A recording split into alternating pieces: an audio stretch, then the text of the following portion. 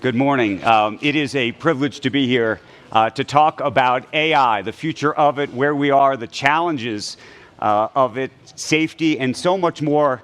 And we are here with demonstrably one of the OGs of the AI world. Mustafa Suleyman is the CEO now of Microsoft AI. He spent more than a decade at the forefront of this industry before we even had gotten to feel it in the past couple of years now.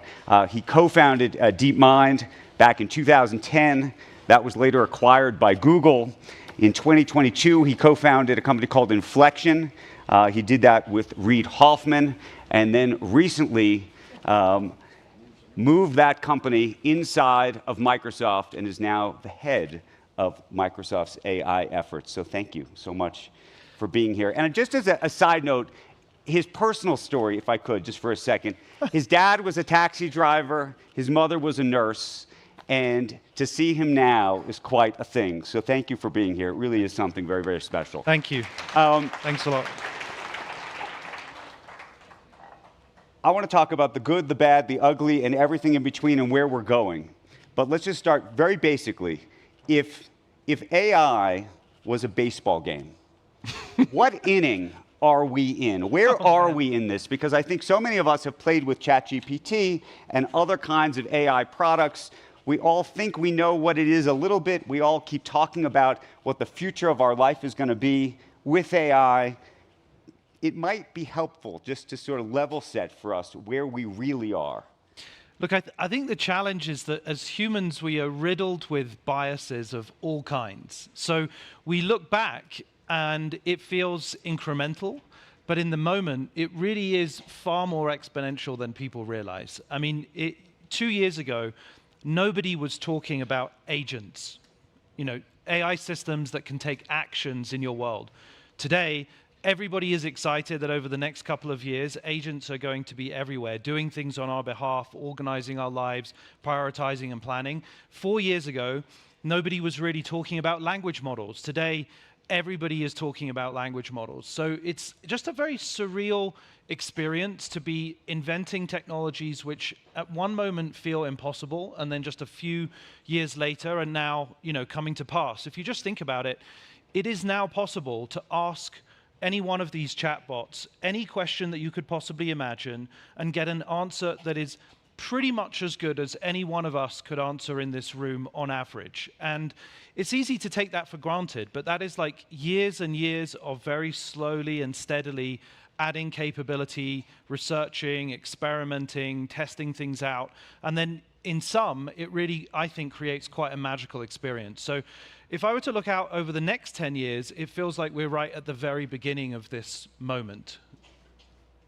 We've all played with ChatGPT, but others talk about AGI, this sort of world where artificial generalized intelligence can effectively do everything, anything and everything. That is sort of the thing that is both the great opportunity and also the thing that I think people fear in many ways. Is that on your decade-long roadmap?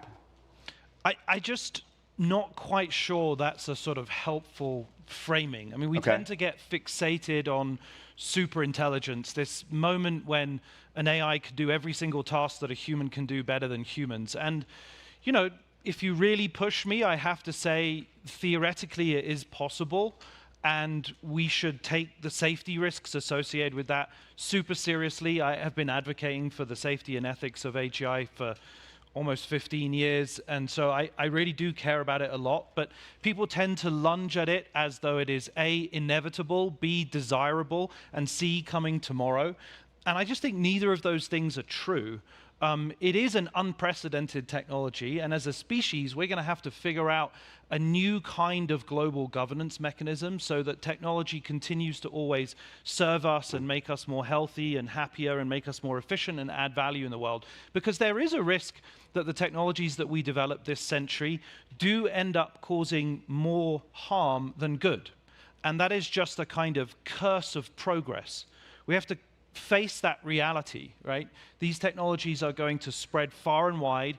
Everybody is going to have the capacity to influence people at scales previously considered to be completely unimaginable. And so that's really going to be a question of governance and regulation. Can I ask you a question about that, which is that leaders in this industry, including yourself and Sam Altman and so many others, have gone to Capitol Hill and elsewhere around the world and said, please, we need regulation. That there are lots of problems potentially with this technology. It's unique in that very few industries do the CEOs go to the regulators and say, please regulate me. Is that a sincere effort, or is that a protective effort to say, look, we told you there could be problems. We knew you were never going to regulate us anyway. See social media. And here we are now.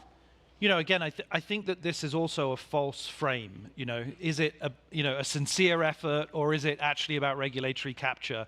Because if there was actual regulation, I have a funny feeling we would have a different conversation about which pieces were regulated and how it's regulated, and there'd be a lot of pushback all of a sudden. Maybe it's because I'm a sort of, Brit with European tendencies, but I don't fear regulation in the way that sort of everyone seems to by default think that regulation is evil here. I think there is no technology in history that hasn't been successfully regulated. All of our, just look at a car. I mean, we've been regulating cars since the 20s, and that has consistently, steadily made cars better. And it's not just the car itself. It's the street lights, it's the traffic lights, it's the zebra crossings, it's the culture of safety around developing a car, driving a car, being, so this is just a healthy dialogue that we just need to encourage and stop framing as a kind of black and white. It's either evil regulation or it's cynically minded to drive regulatory capture.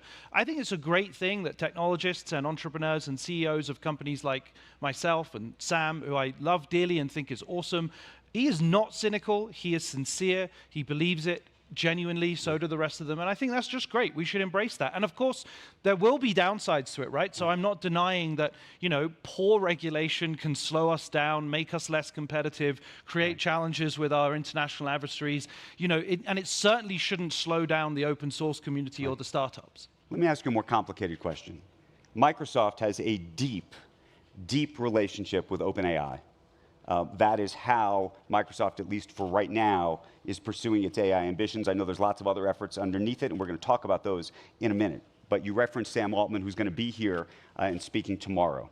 There have been a lot of headlines, and I want you to help us make some sense of them, where we have seen a number of people inside OpenAI who worked on their safety teams at OpenAI not just leave the company, but openly object to the approach that the company has taken. I'm going to read you a quote from one of the people on those safety teams who left. He said, "These problems are quite hard to get right, and I am concerned we aren't on a trajectory to get them right." It is very unusual to see employees leave and speak out the way they have about what's happening inside OpenAI. What do you think is happening? Look, I'm proud that we live in a country and we operate in a tech ecosystem where there can be whistleblowers, and those whistleblowers are encouraged and supported. And if those people feel like this is the moment where they need to make that statement, I celebrate and support that. I personally have enormous respect for everything that OpenAI has achieved. I think they're going to go down as one of the defining technology companies in history. And I genuinely think that they're grappling in a sincere way with the challenge of pushing forward with the technology as fast as possible, but also putting safety on the table front and center. I mean, they've been leading the safety research agenda. Let's just be clear about that. Publishing papers, committing to academic archives, attending the conferences, raising awareness of these issues, open sourcing safety tooling and infrastructure. So take us, though, inside the room, though. When people are having this debate, to the extent we're seeing it play out, what is the debate over? Is it about resources, how much money is being devoted towards the safety issue? It's about the psychology and philosophy about how quickly to move forward? And where does Microsoft sit in that discussion? Look, I think smart people can sincerely disagree about the same observations. So some individuals look at the exponential trajectory that we're on, and they will argue that for the last 6 years, we have seen an order of magnitude more compute and more data applied to the same method, so 10 times more compute and 10 times more data applied every single year, in fact, for the last decade. And each time you add 10x more, you deliver very measurable improvements in capabilities. The models produce fewer hallucinations. They can absorb more information, more factual information. They can integrate real-time information. and they're more open to stylistic control. So you can tune their behavior, both from a product perspective and from a sort of the personality of the model.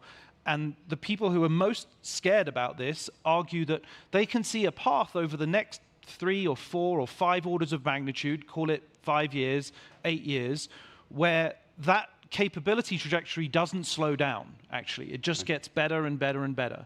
The counter-argument to that is that we're actually running out of data. We need to find new sources of information to learn from, and we don't know that it's just going to keep getting better. There could asymptote, right? And we've seen that many times in the history of technology. So I think it's a healthy debate to have. You mentioned the word hallucination, and anyone who's played with any of these products has probably experienced a moment where it appears that the bot has hallucinated. One of the things we hear from people in the industry is they say, you know what, we can't really explain why it hallucinates, and we can't really explain what's going on inside the box. Can you? I think, so I can't, in the way that would satisfy you.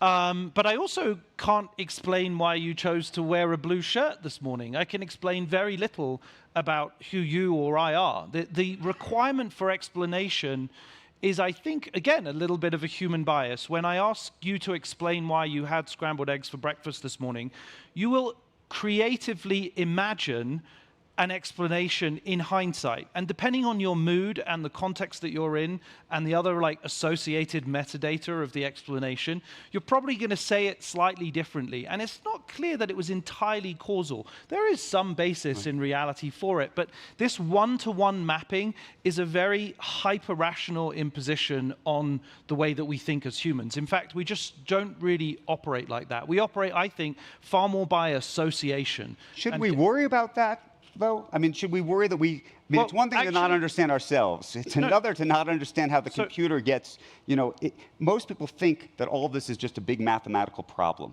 right? 2 + 2 should always equal 4. If it's not equaling 4, we need to understand what's wrong with the computer, right? Yeah, that's just not how sort of human reasoning and culture actually works, in my opinion. Human reasoning works as a result of behavioral observations. When you consistently do the same thing over and over again, I gain trust. You become more reliable.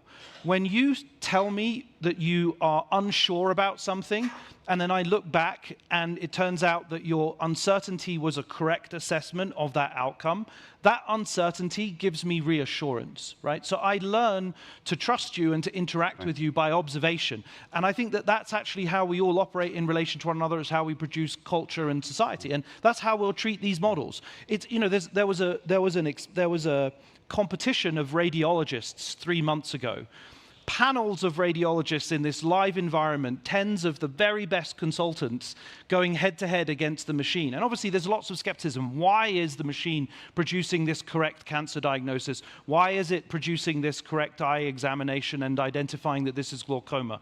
Well, we can sort of allude to some of the training data that it has used to train on it, but the fact is it's doing it more accurately, more reliably than the human. I think that empirical observation of the facts is what we should rely on to be able to trust these systems. One of the things you said just before that was the idea that the AI machines, the training that AI does, is running out of data to consume.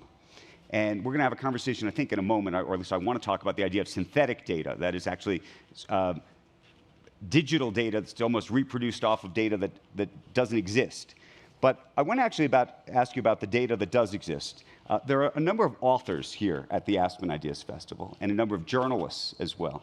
And it appears that a lot of the information that has been trained on over the years has come from the web. And the question, and some of it's the open web and some's not, and we've heard stories about how OpenAI was turning YouTube videos into transcripts and then training on the transcripts. And who is supposed to own the IP? Who is supposed to get value from that IP? And whether, to put it in a very blunt terms, whether the AI companies have effectively stolen the world's IP. Yeah, I think, look, it's a very fair argument. I think that with respect to content that is already on the open web, the social contract of that content since the 90s has been that it is fair use. Anyone can copy it, recreate with it, reproduce with it.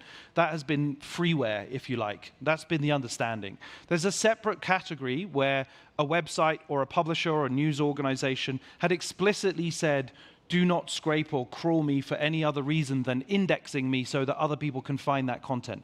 That's a gray area, and I think that's going to work its way through the courts.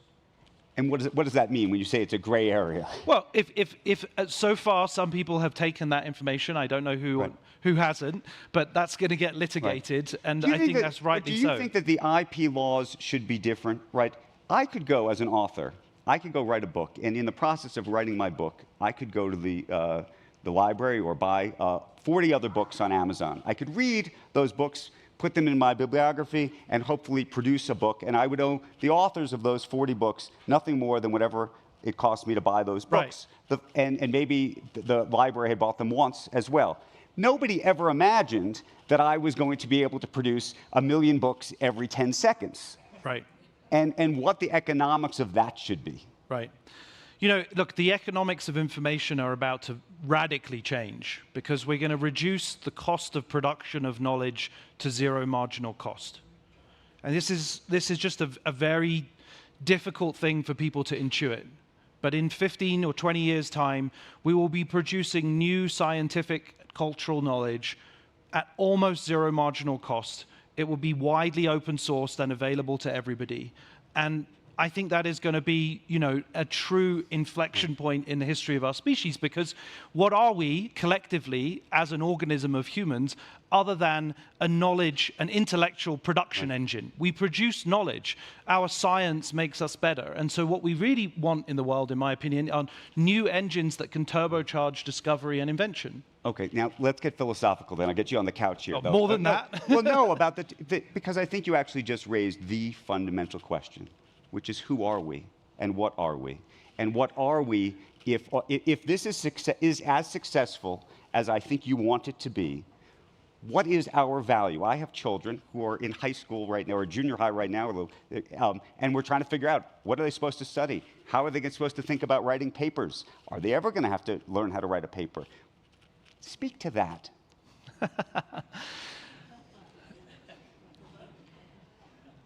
Look, I think when people ask me what should my kids study, I say spend more time digitally learning from everybody else as fast as possible, because the traditional method, sort of textbook-based learning, is still going to be valuable, and it is obviously going to be really important that you can deeply pay attention and, you know, read for 2 hours and then write an essay for 2 hours. Of course, that's valuable. But I think that generalists who can speak multiple social languages, who can adapt very quickly, that agility is going to be one of the most valuable skills, and open-mindedness and not being judgmental or fearful of what's coming and embracing the technology. By the way, your kids? No. Not yet? Not yet. Okay. Here's my question for you.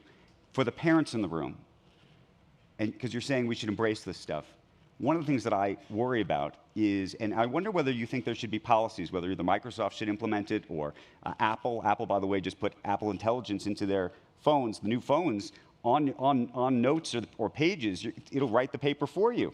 And these kids are going to go to school and they're going to have to write the paper. Are they really going to write the paper? Are they not going to write the paper? What kinds of tools or restrictions or other things do you think should be put in place for students, let alone adults? Yeah.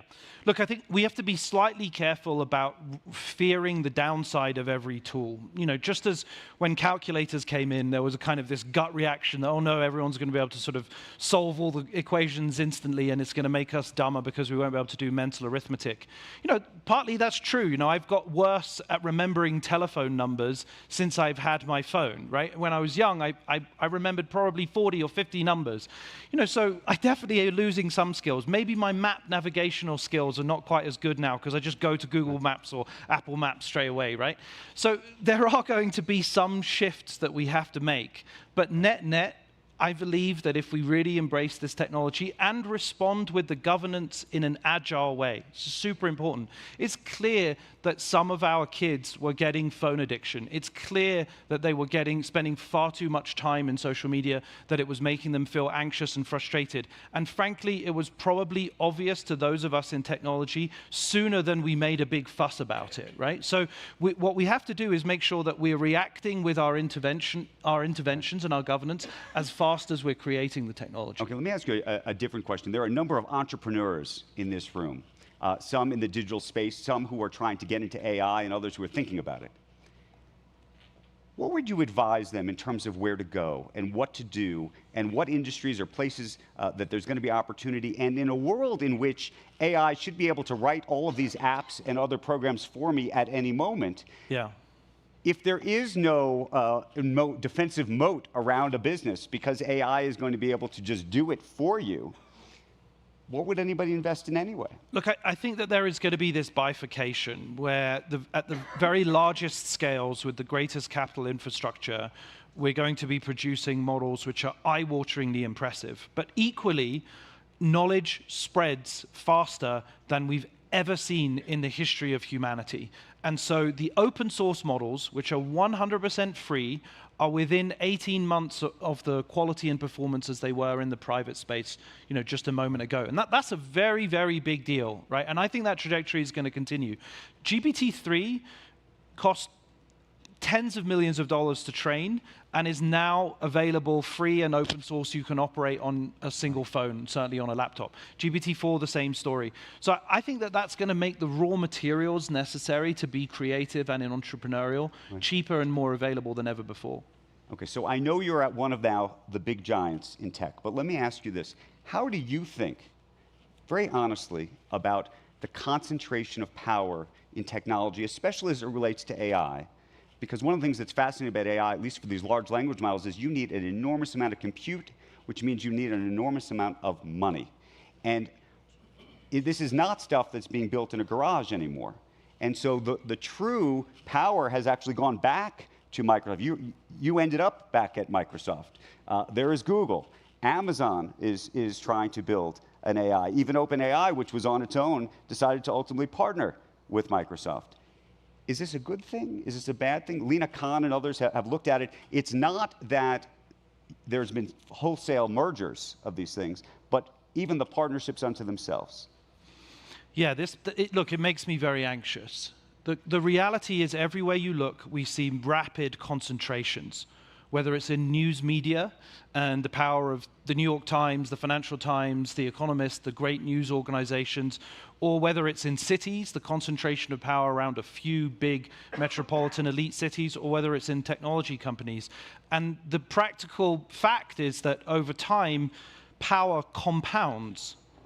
Power has a tendency to attract more power because it can generate the intellectual resources and the financial resources to be successful and outcompete in open markets. So while on the one hand, it feels like an incredibly competitive situation between Microsoft, Meta, Google, and so on, it clearly is also true that we're able to make investments that are just unprecedented in corporate history.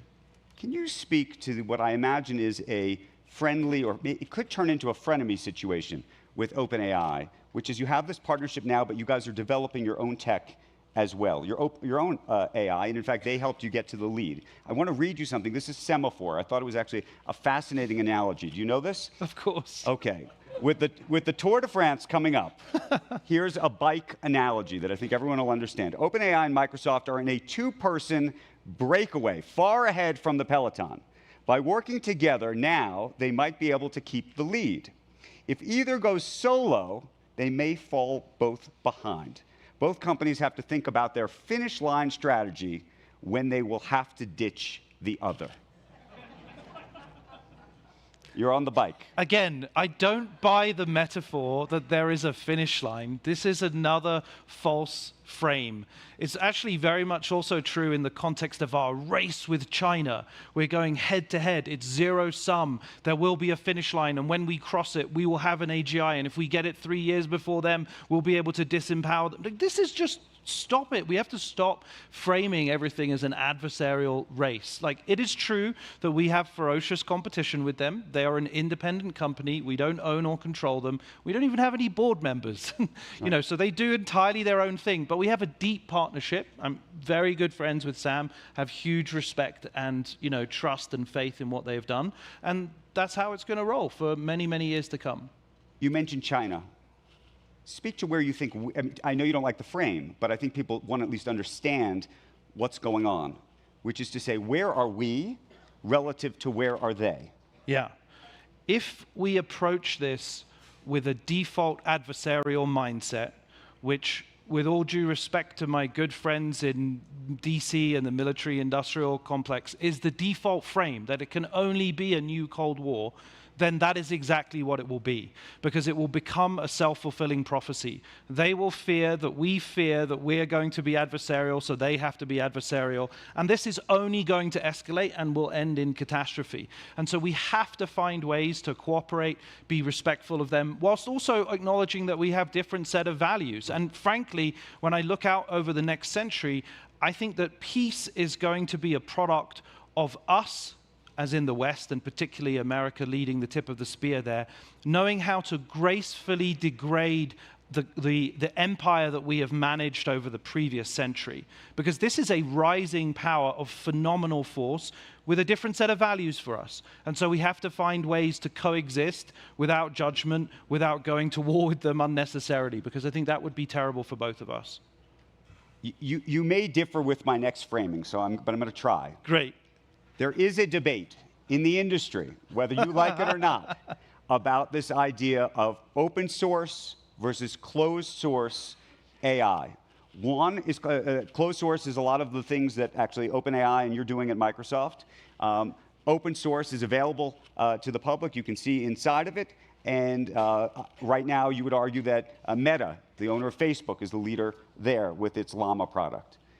There are questions about both models.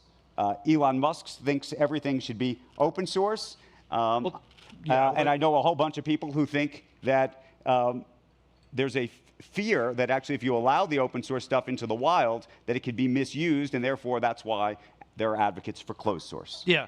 Okay, so again, obviously I object to the framing. You know, so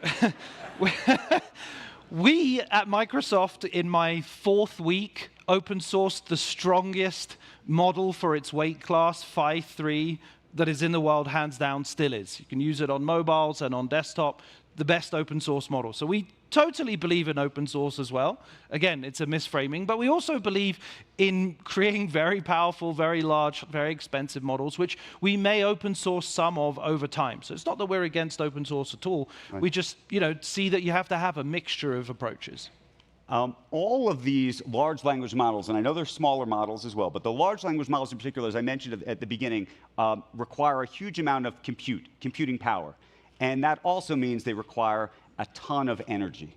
There are a whole number of conversations happening here at the Aspen Ideas Festival around energy use and climate and the like. And I am curious what you think about, given all of the pledges, frankly, that technology companies made even only 2 and 3 and 4 years ago around climate and getting to zero by 2030 and the like, it appears that on this trajectory, all of those things would go out the window. No. So look, Microsoft's already 100% renewable by the end of this year. By 2030, it will be fully net zero. We're actually, 100% sustainable on our water by the end of next year. So look, we're very committed to keeping up with that. And the good news about new demand is that it comes with a new opportunity to reinforce sustainability, whereas old supply, I think, is much harder to move. So I think that we're actually in a very good place on it. It's true that it's going to put unprecedented burden on the grid, grid, because scale-wise, we're definitely consuming far more energy than the grid has previously managed. But it's, the grid is long overdue a radical uplift, right? These are the kinds of infrastructure investments that we need to be making in our countries in the West for the future of, our societies, spending less on war and more on spending hundreds of billions of dollars up-leveling our grid so that we can manage all of the new spare battery capacity that's going to come from local generation in your homes and small businesses and cars. Do you think, you've spent a lot of time in Washington, do you think the folks in Washington, which I think struggle to even understand social media, understand this, whether it comes to the implications of AI, but also the energy implications and everything else? Yeah, I think to some extent the conversation is shifting now towards the renewable energy question. I think people do realize that we're consuming vast amounts of energy, and this has to shift. But this isn't going to shift just because Microsoft buy 100% renewable, which of course Google does as well, and the other companies are heading in that direction.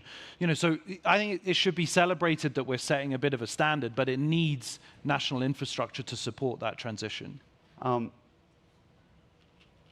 do you think about the competition with others and the idea that it is possible that actually these large language models, and maybe you'll disagree with this framing, could become commoditized?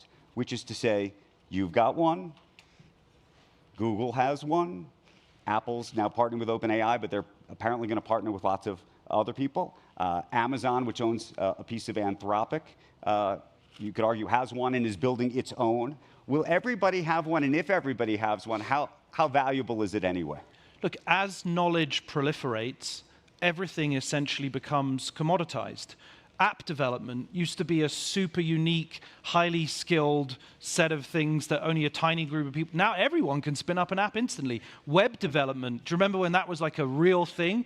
Now you can just sort of plug and play and drag buttons around, and you need no technical skills whatsoever other than being able to point a mouse to build a pretty decent website. So over time, as the knowledge and capability proliferates, it does become commoditized. How do you think about AI and how fully integrated, and this goes to a privacy question, also goes to, by the way, an antitrust question, should get integrated into everything? Which is to say, for example, right now, the EU, as you know, has accused Microsoft of breaching antitrust rules. You should know Apple has delayed introducing its own AI features in the EU because of the regulatory environment. And I think there's a real question about, how connected all of these products need to be, frankly, both to work, but also therefore then what they do to the rest of the business. Yeah, I mean, I think that's a good question. So, you like the framing? Yes, finally. Friction is going to be our friend here, and that is a different, that is a different reality to what we've experienced in the past, where every second that we can gain in putting technology out into the world is always producing net benefit. And I just think, these technologies are becoming so powerful, they will be so intimate, they'll be so ever-present, that this is a moment where it's fine to take stock and think. And if it takes 6 months longer or 18 months longer or, maybe even longer than that, it's time well spent. Right. I want to open up to questions in just a moment, but I want to talk about the idea, before we do, of the idea of emotional intelligence and AI. This was something that you actually spent a lot of time thinking about and working on when it came to Inflection and what Inflection was about. Yeah. Inflection, his AI original project has a remarkable emotional IQ or EQ component to it. And there were some surveys and other things that said that people actually thought that when they were having conversations with it, it was better than having a conversation with a human. Maybe this gets back to some of the philosophical conversations we were having before, but we've all seen, or a lot of people have seen the movie Her. Is that realistic? I think for the longest time in Silicon Valley and in technology, we have been obsessed with functional utilitarianism. You want to efficiently get somebody into an app, solve their problem, help them to buy something, book something, learn something, and then get them out.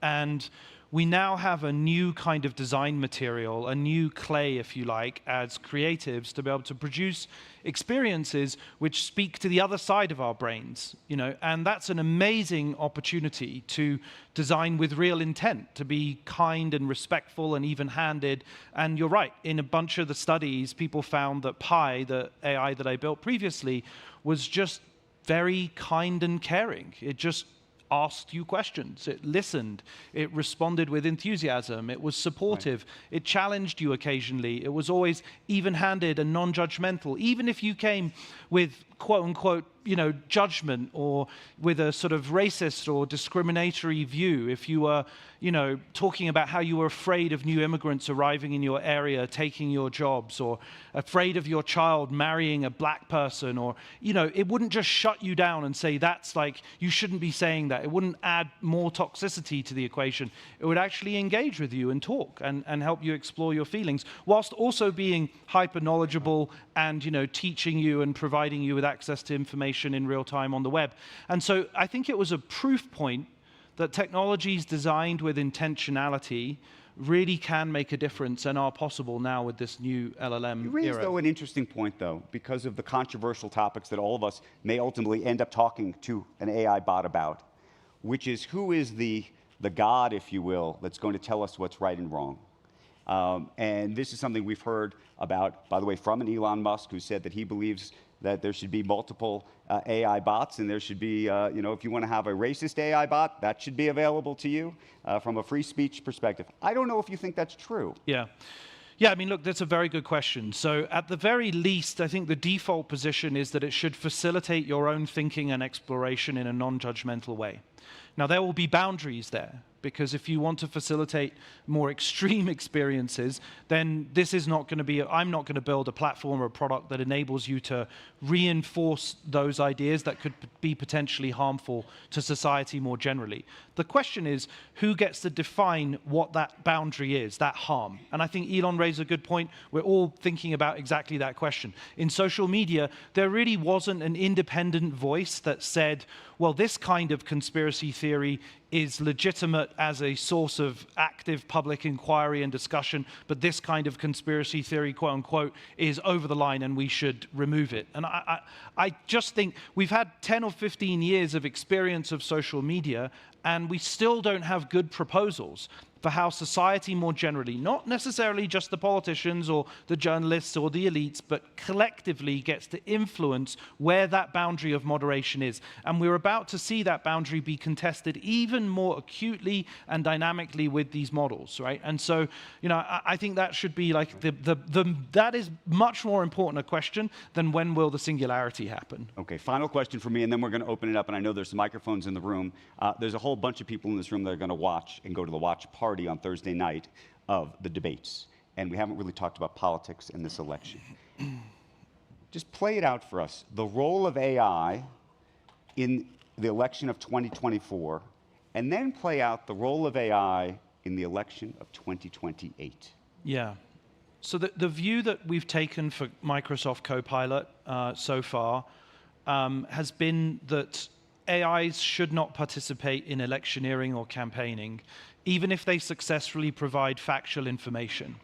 And, that's a view. People can disagree with that view, but we've taken a pretty hard line on that because we know that the technology isn't quite yet good enough to articulate that boundary between what is a falsehood and what is true in real time, right? And this is just too sensitive for us to participate. So there's going to be some downside to that because the AI does also provide quite balanced and factual information most of the time. But sometimes it gets it catastrophically wrong. So I've always been advocating that AI should not be able to participate in elections, and democracy is sacrosanct. For all of its faults and strengths, it is something that humans participate in that AI shouldn't. In 2030 or 2035, we're going to have to face the reality that some people feel so attached to their personal AIs that they will advocate for personhood, just as there are some people who advocate for personhood for their animals, for example, in kind of more extreme animal rights cases. And again, this is a personal view, but this is something that we all have to debate, that I think we should take a hard line on that. Right? For warts and all, democracy is for humans, and other forms of being shouldn't really be able to participate. Okay, Tina, we have a panel in 2035 now about humanhood for the bots. We've got a whole bunch of hands, and we've got not a lot of time, so we're going to try to go as fast as we can. Why don't we go right over here, and then we'll come down here, and we'll see if we can move around as quickly as we can in the blue blouse. Yeah. Thank you both for being here today. Very intelligent conversations here. I just want to, my name is Monica Mayotte. I'm the former deputy mayor of the city of Boca Raton, Florida. And I'm also an old school technologist. I'm going to date myself, IBM COBOL programmer. So I watched technology through the last 30, 40 years. And I understand the significance and implications and applications of AI. But the last several years, cryptocurrency has been like the big buzzword. Everybody's talking about cryptocurrency, this and that, until SBF's conviction fraud several months ago. So now I feel like AI is the new buzzword. Right. We've got a very short amount of time, so you got to put a question mark on it. Okay. Are there concerns that AI will be cool until the next big technology revolution? No, I don't think so. I've heard the comparisons, and I think that, you know, cryptocurrency, in my opinion, just didn't really deliver value even in the moment. And I think that the value that these models already deliver is kind of objectively clear. Can we get a microphone right down here? If you'd like.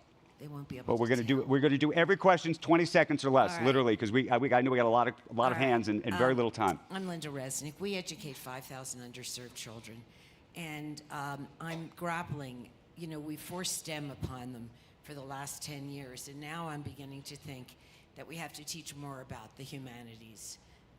And I just wondered how you felt about that, because that way they can make a choice and understand if we look at the great scholars of our history, like the Aspen Institute teaches us. Great question. I'm with you on that. How you felt about that. I'm very much with you on that. I think actually, if you look back in history, the greatest scholars have always been our multidisciplinary scholars. And in the past, there really wasn't this acute distinction between STEM and humanities. Again, it's quite a simplistic adversarial opposition. I'm a great believer in both. And, you know, I think that multidisciplinary skills are going to be the essence of the future. Okay, we're going to... Miriam Sapiro, CSIS, non-resident senior advisor. Wanted to ask you a little more specifically about misinformation and disinformation and what you think should be done to address those concerns. Yeah, I mean, I think on the disinformation front, there are clearly bad actors who, for many, many years, have been actively trying to pollute the information ecosystem. And I think that, you know, our big tech platforms could do a more aggressive job of weeding those out. At the same time, we're trying to tread this line for not sort of damaging, you know, the free speech that we all value, right? So, you know, this is going to be a constant whack-a-mole game, especially as the cost of production of that disinformation goes down and the ease with which less capable actors are going to be able to produce vast amounts of that content. At the same time, have faith in humanity. We're incredibly resilient and adaptive. And as we saw in the Indian election with the spread of disinformation and deepfakes, you know, people adapt real quick and they can tell the difference and they're skeptical. And that if it makes us all more inquisitive and questioning and engaged in the process, I think that's a good thing. We've got a question over here. Thank you again. Going back to China, clearly national security is driving our policy on technology, and clearly we're at a point of potentially no return. Would that result into development of two different technology standards? Where are we there, in your opinion? No, I think for all my talk about cooperation, I'm also very pragmatic about the balkanization, which is already taking place. The fact that, you know, our export controls now have essentially forced China to develop their own chip, which they weren't necessarily on a path to do. And, you know, again, smart people can disagree about the same facts. I mean, we took the view, the DC took the view that, you know, we have to separate. And that's the path that we're now on, and they're building their own technology ecosystem, and they're spreading that around the world. We should really pay close attention, much as we're obsessed over the question of the Middle East, and the, you know, it's an important question, but let's not neglect the fact that, you know, digitization is a new kind of, you know, sort of shaping of values in Africa, and the provision of satellite communications and operating systems are really going to shape the next few decades in a much more profound way than boots on the ground. Okay, let's get a microphone. In the cheap seats, there are the important seats all the way in the back. I think I see a hand in the absolute back row, and just for sitting in the back row, we're going to give you a question. but please make it quick, because we've only got about literally a minute. Hello, assalamu alaikum. My name is Sundas, and I am an educator in New Jersey for 8 years. Shout out to my student, she's right here. So I've been arguing a lot with a lot older teachers for using AI, because I'm a huge advocate for it. What would you say to those specific teachers, and how do you think teachers can actually utilize AI? I know you spoke briefly about students, but I want to know the educators' perspective. Yeah, great question. I mean, I think asking AI to produce lesson plans is sort of the first 101 introduction, but performing alongside AI is kind of an interesting new direction to take it. Like, what would it look like for a great teacher or educator to have a profound conversation with an AI that is live and in front of their audience, and then occasionally engage, their students to get involved? I mean, literally, by the end of this year, we'll have real-time voice-based interfaces that allow full dynamic interrupt, and it feels like just talking, like I am right now with Andrew. It's just a completely different experience, and I think that leaning into that, showing the beauty of that, and being creative with it is really the future. Folks, I need to both thank you and also apologize, because we are out of time. I want to thank you for your fabulous questions, but please join me in thanking this gentleman for a fabulous conversation. Well done, man. I am genuinely very, very pleased. Thank you. Thank you, everybody. Thank you.